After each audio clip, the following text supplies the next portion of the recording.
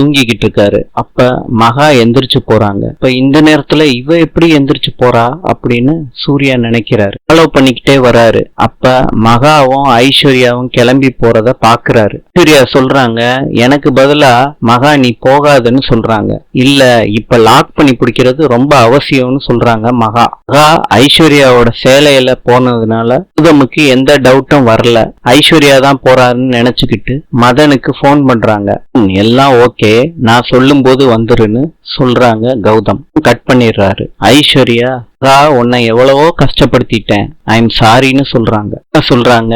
அந்த அயோக்கிய மதனை எப்படியாச்சும் கையங்காலமா பிடிக்கணும் அப்படின்னு சொல்லிட்டு போறாங்க மாஸ்க போட்டுக்கிட்டு. ஃபாலோ பண்ணிக்கிட்டே போறாரு. ஆஸ்திரேலியாவின் நாணயம் டாலர். நாளை சந்திப்போம்.